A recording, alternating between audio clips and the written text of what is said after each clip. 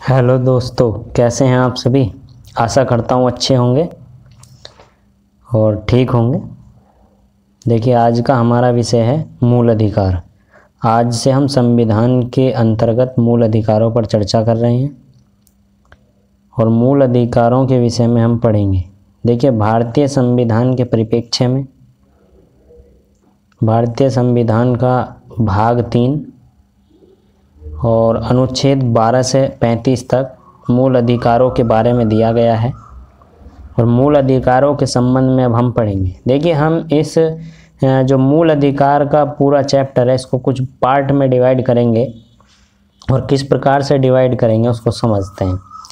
देखिए, हम इसमें मूल अधिकारों का आज जो पढ़ेंगे वो पृष्ठभूमि पढ़ेंगे, मूल अधिकारों का इतिहास पढ़ेंगे और इसके बाद हम जैसे जैसे आगे पढ़ते रहेंगे एक में हम अनुच्छेद 12 और अनुच्छेद 13 दूसरे लेक्चर में कवर करेंगे और उसके बाद एक साथ जो हमारे पास 6 के 6 वर्तमान में मूल अधिकार हैं उन पर चर्चा करेंगे। 3 या 4 लेक्चर्स के अंतर्गत हम इसको समाप्त करेंगे और हम प्रत्येक लेक्चर के अंत में प्रश्नों को लेकर कर आ रहे हैं। उन प्रश्नों को सॉल्व करेंगे और उसके बाद एक टेस्ट हम लगाएंगे जिसके आधार पर हम मूल्यांकन करेंगे। देखिए, आज हम शुरू करते हैं। आज का जो हम पढ़ने वाले हैं वो मूल अधिकारों के पृष्ठभूमि पढ़ेंगे। देखिए, मूल अधिकारों की अगर बात की जाए तो मूल अधिकार होते क्या हैं। देखिए, सबसे बड़ा प्रश्न यही बनता है कि मूल अधिकार हैं क्या। तो देखिए, मूल अधिकार ऐसे अधिकार होते हैं जो व्यक्ति के जीवन के लिए मूलभूत तथा अपरिहार्य होने के कारण संविधान के द्वारा जो नागरिकों को दिए जाने वाले अधिकार होते हैं उनको सामान्यतः मूल अधिकार कहते हैं। देखिए, कोई भी व्यक्ति अपना विकास तभी करेगा जब उसको कुछ प्रकार की स्वतंत्रताएं होंगी। अगर व्यक्ति को कुछ प्रकार की स्वतंत्रताएं ना हो तो वो अपना विकास जो है नहीं कर सकता। अब यहाँ विकास का देखिए, जैसे उसका मानसिक विकास, उसका सामाजिक, उसका आर्थिक, उसका राजनीतिक विकास, तो किसी भी प्रकार के विकास के लिए कुछ स्वतंत्रताओं का होना जरूरी है और जो स्वतंत्रताएं दी जाती हैं एक संविधान, एक लोकतांत्रिक देश के अंतर्गत या किसी भी देश के अंतर्गत वो एक किसी न किसी दस्तावेज के थ्रू दी जाती है और भारत में स्वतंत्रता देने के लिए भारत का संविधान है। तो देखिए, भारत के संविधान में जो स्वतंत्रताओं के बारे में बात की गई है वो भाग 3 मूल अधिकारों में बात की गई है और यहाँ मूल अधिकार किसी भी प्रकार का व्यक्ति को विकास करने के लिए उसको मूल अधिकारों की आवश्यकता होगी।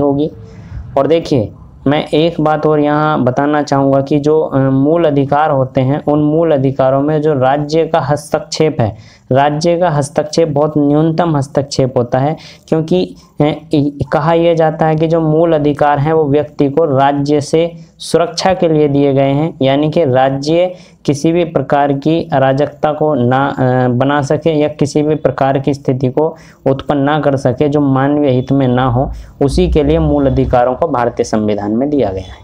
देखिए, भारतीय संविधान के अंतर्गत मूल अधिकार जो हैं इनमें राज्य हस्तक्षेप नहीं कर सकता और भारतीय संविधान का जो भाग 3 है, भाग 3 दिया गया है आर्टिकल अनुच्छेद 12 से और 35 तक, जिसके अंतर्गत मूल संविधान में 7 मूल अधिकार थे, लेकिन अब वर्तमान में जो है 6 मूल अधिकार दिए गए हैं।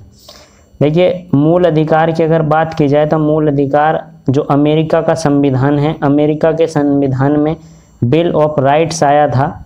बिल ऑफ राइट्स की अगर बात की जाए तो 1791 में, ध्यान देंगे बच्चों, 1791 में बिल ऑफ राइट्स यानी कि अधिकार पत्र आया था अमेरिका के संविधान में और वहाँ से इस जो बिल ऑफ राइट्स है इसी से भारत के संविधान में मूल अधिकार प्रेरित हैं। देखिए, मैं एक बात बताना चाहूँगा कि जो अमेरिका का संविधान है उस अमेरिका के मूल संविधान में, जब अमेरिका का संविधान बनाया गया था तो उसमें कोई भी मूल अधिकारों का वर्णन नहीं किया गया था। अमेरिका के संविधान में 1791 में मूल अधिकारों को जोड़ा गया है बिल ऑफ राइट्स अधिकार पत्र के माध्यम से।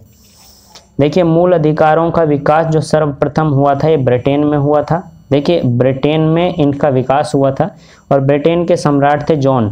सम्राट जॉन के द्वारा 1215 में एक मैग्ना कार्टा साइन किया गया था, एक दस्तावेज साइन किया गया था, और उस दस्तावेज के माध्यम से ब्रिटिश नागरिकों को कुछ मूल अधिकार दिए गए थे। अब हमारे पास देखिए फ्रांस की अगर बात की जाए तो फ्रांस में 1789 में मूल अधिकार दिए गए, और 1789 में ये मूल अधिकार दिए गए मानव एवं नागरिकों के अधिकार घोषणा पत्र के द्वारा। देखिए फ्रांस में जो मूल अधिकार दिए गए हैं वो 1789 में दिए गए हैं, और जिस पत्र के माध्यम से मूल अधिकार दिए गए हैं उसका नाम था मानव एवं नागरिकों के अधिकार घोषणा पत्र। उसके बाद देखिए अमेरिका के मूल संविधान में मौलिक अधिकार या मूल अधिकारों का कोई उल्लेख नहीं था। 1791 में अमेरिका के संविधान में एक संशोधन हुआ, बिल ऑफ राइट्स के माध्यम से मूल अधिकार अमेरिका के संविधान में जोड़े गए। देखिए भारत में मूल अधिकारों की अगर मांग की बात की जाए, भारत के परिप्रेक्ष्य में मूल अधिकारों की मांग की, तो भारत के परिप्रेक्ष्य में मूल अधिकार की जो सबसे पहली मांग हुई थी वह हुई थी 1895 में, और भारत में सबसे पहली मांग 1895 में हुई थी। और देखते हैं, देखिए भारत के संविधान में या भारत के संबंध में जो मूल अधिकारों की मांग शुरू हुई थी, भारत में मूल अधिकारों की मांग शुरू हुई थी 1895 से, और 1895 में सर्वप्रथम एक संविधान विधेयक आया था, और इस संविधान विधेयक के माध्यम से भारत में सबसे पहली बार भारत में मूल अधिकारों की मांग की गई थी, मूल अधिकारों की मांग। और देखिए अभी हम इस प्रश्न पर चर्चा भी करेंगे कि भारत में सबसे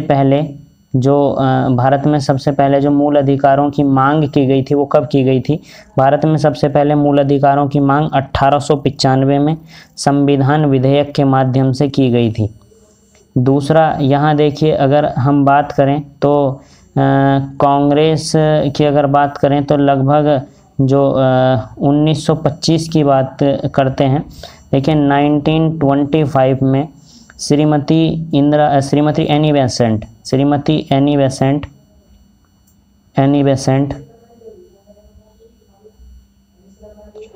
बेसेंट एक बिल लेकर के आई थी, और इस बिल का नाम था कॉमनवेल्थ ऑफ इंडिया। इस बिल का नाम था कॉमनवेल्थ ऑफ इंडिया, और कॉमनवेल्थ ऑफ इंडिया बिल के माध्यम से जो श्रीमती एनी बेसेंट थी, वो एनी बेसेंट भारत में मूल अधिकारों की मांग को उन्होंने उठाया था। उसके बाद गोलमेज सम्मेलन 1931, दूसरे गोलमेज सम्मेलन में महात्मा गांधी के द्वारा मूल अधिकारों की मांग को उठाया गया था। और उसी के साथ साथ देखिए 1928 में नेहरू रिपोर्ट प्रस्तुत की गई थी, और 1928 में नेहरू रिपोर्ट जब प्रस्तुत की गई तो नेहरू रिपोर्ट में भी पंडित मोतीलाल नेहरू द्वारा जो मूल अधिकारों की मांग को उठाया गया था। और उसके बाद देखिए 1934 में एक संसदीय संयुक्त समिति बनाई गई थी। 1934 में एक संयुक्त संसदीय समिति बनाई गई, जेपीसी बनाई गई, है ना, और संयुक्त ज्वाइंट पार्लियामेंट्री कमेटी, और इस संयुक्त संसदीय समिति की जो सिफारिश थी, ये ध्यान देंगे उसको 1935 के अधिनियम में उसको शामिल नहीं किया गया। भारत शासन अधिनियम 1935 में इस 1934 की रिपोर्ट को शामिल नहीं किया गया था, ये ध्यान रखना है। देखिए अब हम इसको एक बार देख लेते हैं। भारत में सबसे पहली बार मूल अधिकारों की जो मांग उठी थी वह उठी थी 1895 में, और ये उठी थी संविधान विधेयक के माध्यम से।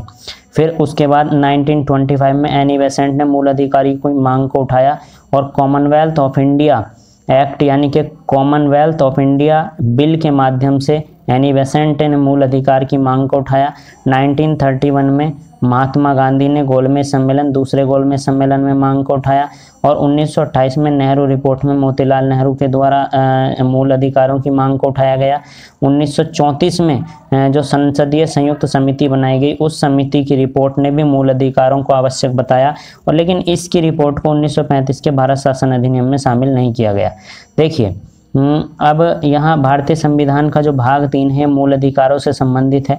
मैं आपको बता चुका हूँ, यहाँ अनुच्छेद 12 से लगा के 35 तक, अनुच्छेद 12 से 35 तक जो है मूल अधिकारों के संबंध में बताया गया है। और भारतीय संविधान में वर्तमान में कुल 6 मूल अधिकार दिए गए हैं, जबकि मूल संविधान में 7 थे, लेकिन अब जो वर्तमान में है, वर्तमान में कितने हैं? 6। देखिए राष्ट्रपति को अगर आपातकाल के संबंध में मैं शक्तियों की बात करूं तो राष्ट्रपति आपातकाल के समय अनुच्छेद 20 और अनुच्छेद 21 को छोड़कर सभी मूल अधिकारों को निलंबित कर सकते हैं। यानी कि जब भी देश में आपातकाल अनुच्छेद 352, ध्यान देंगे, अनुच्छेद 352, 356 और 360, यहाँ राष्ट्रपति शासन यानी कि राष्ट्रीय आपातकाल है। 352 में राष्ट्रीय आपातकाल, 356 में राष्ट्रपति शासन और 360 में वित्तीय आपातकाल। तो देखिए जब राष्ट्रीय आपातकाल की परिस्थिति अनुच्छेद 352 के अनुसार लगेगा तो उस समय राष्ट्रपति महोदय अनुच्छेद 20 और अनुच्छेद 21 को छोड़कर सभी मूल अधिकारों को निलंबित कर सकते हैं। देखिए मूल अधिकार न्याय योग्य हैं, यानी कि मूल अधिकार के माध्यम से न्याय किया जा सकता है और इन्हें न्यायालय के द्वारा प्रवर्तित, यानी कि न्यायालय के द्वारा प्रवर्तित का मतलब है लागू, न्यायालय के द्वारा इन्हें लागू कराया जा सकता है। और संसद साधारण विधि के द्वारा इनमें कोई भी कमी नहीं कर सकती। देखिए ध्यान देंगे यहाँ पर, जो संसद है, संसद साधारण विधि के द्वारा इसमें कोई भी परिवर्तन नहीं देगी। संसद जो है इसमें संविधान संशोधन करने के बाद ही परिवर्तन करेगी। और संसद संविधान संशोधन मूल अधिकारों में अनुच्छेद 368 के माध्यम से करेगी। आर्टिकल 368 में संविधान संशोधन की प्रक्रिया है और उस संविधान संशोधन की प्रक्रिया के द्वारा ही मूल अधिकारों में परिवर्तन किए जाएंगे। वहाँ पर संविधान संशोधन की 3 प्रक्रियाएँ हैं। देखिए संविधान संशोधन की पहली प्रक्रिया है साधारण विधि के द्वारा या साधारण बहुमत के द्वारा, जिसमें संविधान संशोधन साधारण बहुमत से किया जाता है। और यहाँ ये जो साधारण संविधान संशोधन साधारण विधि से है, ये इतना प्रचलित है नहीं है। दूसरा है विशेष बहुमत से। देखिए विशेष बहुमत से यहाँ 2/3 का बहुमत चाहिए और 2/3 के बहुमत से ही संविधान में संशोधन किया जाएगा। तीसरे प्रकार का विशेष बहुमत चाहिए लोकसभा यानी कि संसद से, और आधे से अधिक राज्यों का चाहिए अनुसमर्थन। ये तीसरे प्रकार का संविधान संशोधन है। तो हम ये कह सकते हैं कि अगर मूल अधिकारों में कोई भी उनमें कमी की जाएगी तो वो संविधान संशोधन अनुच्छेद 368 के अनुसार ही की जाएगी। अब देखिए हम मूल अधिकार के इतिहास से संबंधित कुछ प्रश्नों पर चर्चा कर रहे हैं और पहला प्रश्न है, मूल अधिकार का सर्वप्रथम विकास कहाँ हुआ था? देखिए मूल अधिकारों का सबसे पहले विकास कहाँ हुआ था? अमेरिका में हुआ था, रूस में हुआ था, जापान में हुआ था या ब्रिटेन में हुआ था? देखिए मूल अधिकारों का सबसे पहले विकास 1215 में एक मैग्ना कार्टा आया था। सर जॉन यानी कि जो जॉन थे ब्रिटेन के ब्रिटिश सम्राट, और ब्रिटिश सम्राट ने मैग्ना कार्टा पर सिग्नेचर किए थे 1215 में। ये आया था ब्रिटेन में। तो मूल अधिकार सबसे पहले जो आए थे वो मूल अधिकारों का विकास कहाँ हुआ? ब्रिटेन में। देखिए ब्रिटिश सम्राट जॉन ने कब मैग्ना कार्टा पर सिग्नेचर किया, कब हस्ताक्षर किए? तो 1215 में इन्होंने, जो 1215 में, दूसरा ऑप्शन इसका ठीक है, ऑप्शन नंबर बी। तो 1215 में ब्रिटिश सम्राट जॉन ने मैग्ना कार्टा यानी कि अधिकारों के पत्र पर सिग्नेचर किए थे।